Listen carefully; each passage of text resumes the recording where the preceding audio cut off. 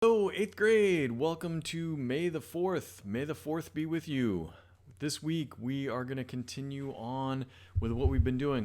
Last week, I went back through and read your Common Lit responses and your ListenWise responses, and I tried to take the time to give you good feedback on what you were writing. So if you haven't gone back and looked at that feedback, so you know how to improve for next week, please do that. A lot of people wrote some really nice, well-supported, structured response writing for the Common Lit. A lot of people wrote out in full sentences for the ListenWise.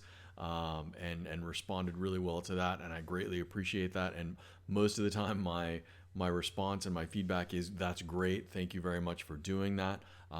If you have been writing something less than a full constructed response, I know it seems like we're just doing a little reading and writing, but the purpose of this is to practice that constructed response writing. So we are reading and then making a claim. We're answering a question, and then supporting that with evidence, and then giving some analysis or connection to our answer. And so it should be a good, full, complete answer when I'm looking through those. So a lot of you have been doing that, and thank you so much for it. This week, we are going to do both a ListenWise and a Common Lit activity that examine the role of the human calculators in Hidden Figures. There's a story in Common Lit, and there's an audio interview in ListenWise. I don't know if that'll be more interesting or less interesting as we do some crossover there.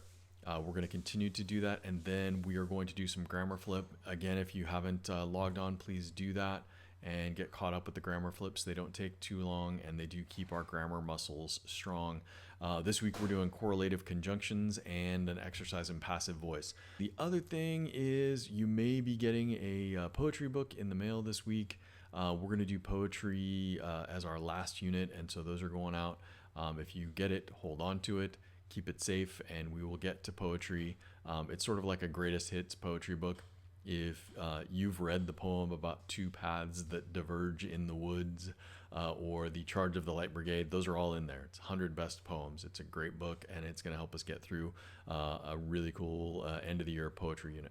As always, I am doing office hours on Mondays and Wednesdays from 9 to 11. If you have anything you need help with, you can pop in, and I'm happy to walk you through whatever you need some help with. And then if you have questions during the week, I think a lot of you have done a really good job of emailing or writing questions in the comments, and that's working really well. So that's all I have. Have a great rest of your week, and may the 4th be with you.